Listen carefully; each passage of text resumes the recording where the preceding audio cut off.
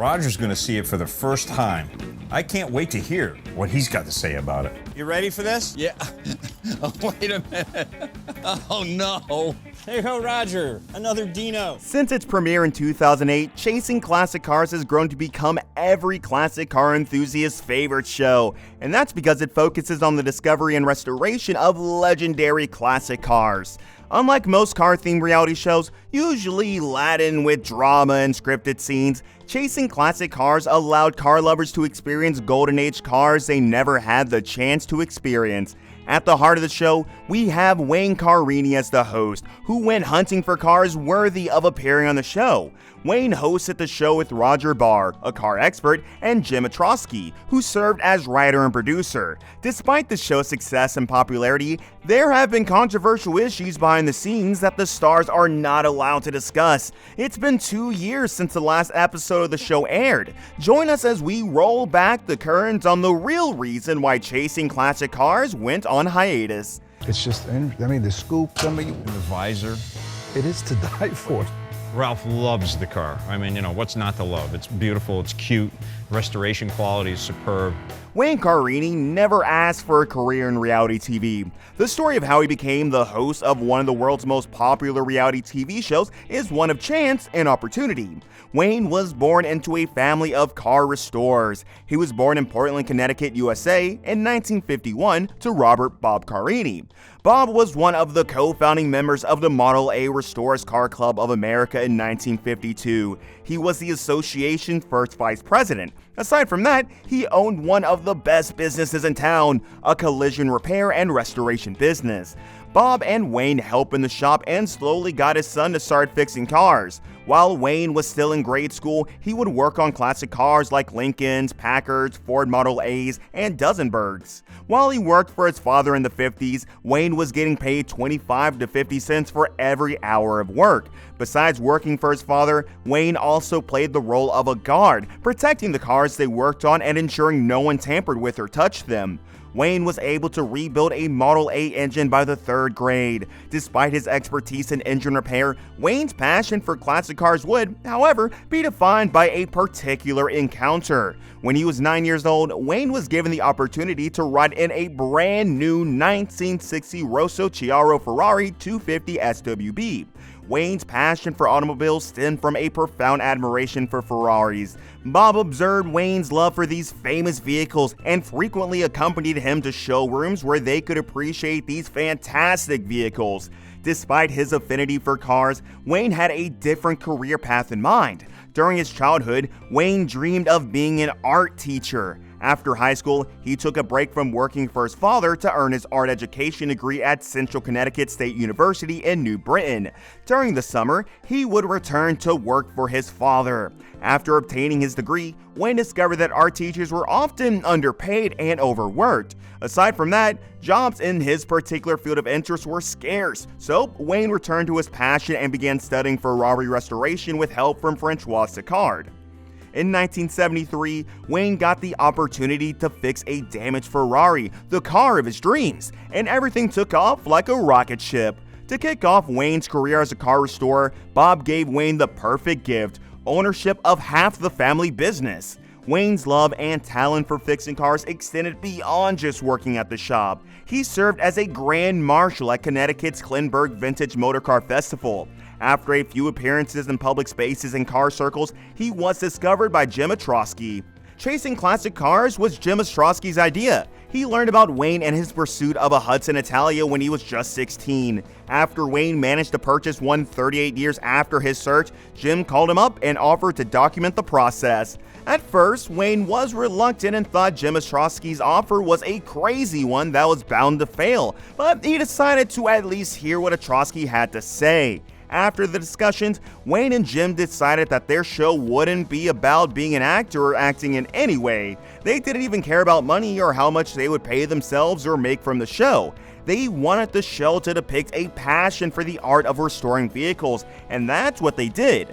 Wayne and Jim had no idea what would happen with the show, but they thought it to be worth a shot. It could be a hit or it could be a flop. What mattered was that they gave it a try, and that's what they did. When Chasing Classic Cars premiered, it turned out to be a huge success. The network liked it so much that they immediately opted for a second season.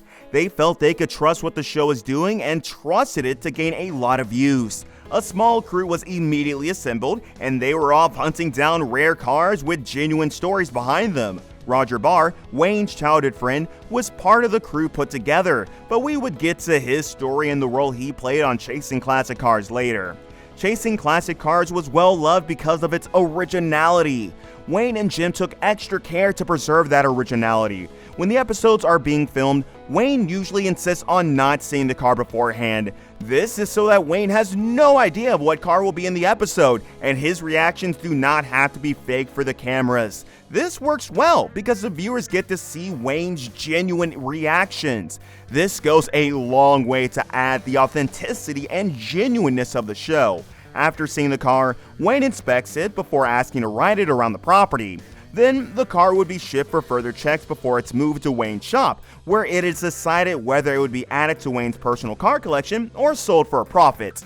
The format for Chasing Classic Cars is straightforward. There are no complicated storylines or drama between cast members to keep the viewers hooked.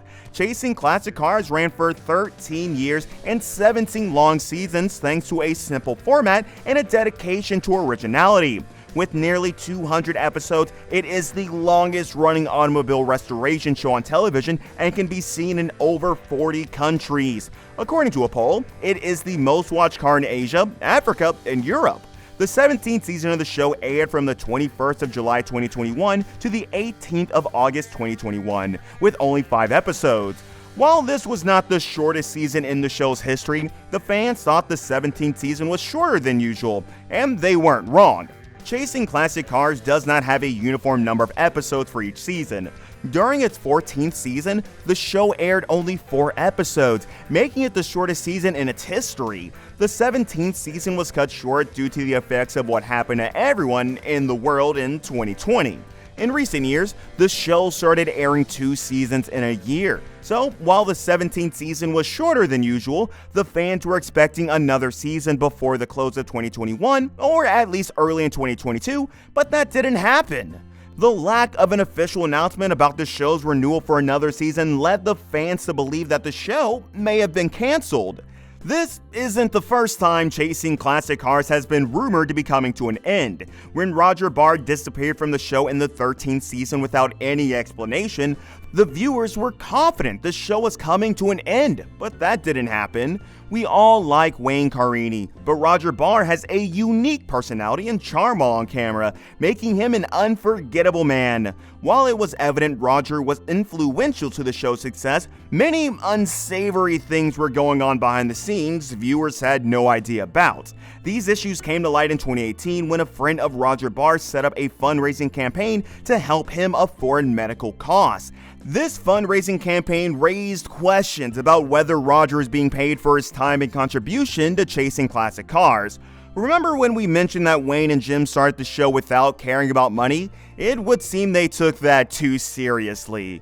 Roger's fans were appalled to see one of the stars of one of the most favorite car shows on the planet having financial issues. It became apparent that Roger doesn't benefit from the sales of the exotic cars that roll through the shop. He doesn't even get paid for appearing on camera for Chasing Classic Cars. His only income is his salary as a mechanic at Wayne Carini F450 Motorsports. Roger's fundraising campaign received love from his fans, and they raised $20,000 for his medical bills. However, Wayne was queried about why Roger had no income from the TV show, but he didn't address the statement, and the fans were not so happy. Unfortunately for Roger, he could no longer appear on the show because his health issues persisted, and he had to resign from F40 Motorsports. In 2020, Roger came to correct the speculations that the show treated him unfairly. Roger explained that no one personally informed him that he was no longer needed on the show, and that he only received an email informing him that he had been involuntarily terminated. He also disputed claims that he had a net worth of $1.3 million and had to labor to put food on the table. The elderly mechanic disclosed that he had left some essential tools in the shop and required the assistance of a lawyer to retrieve them. He was not compensated for his TV appearance and just received his income as an employee at the car shop. Only one season of Roger aired the year it was canceled, and many assumed the show had been canceled. It was later debunked when 2 seasons aired the following year. Since there hasn't been news from the cast of Chasing Classic Cars for 2 years, fans assume the show might be canceled. That, combined with the fact that Wayne found himself in some legal trouble in 2020, put the show's future in doubt. Wayne's F40 restoration was sued by William Robert Richmond. The suit involved a claim for a plevin of a 1934 Pierce Arrow coupe. Wayne kept quiet about the lawsuit, but it soon became a hot topic amongst fans and viewers of the show. However, posts on the show's official Facebook account show that new episodes for the show have been filmed, and there are no hints about the show coming to an end. In 2024, we might see Wayne Carini again on our screens, chasing classic cars around the country.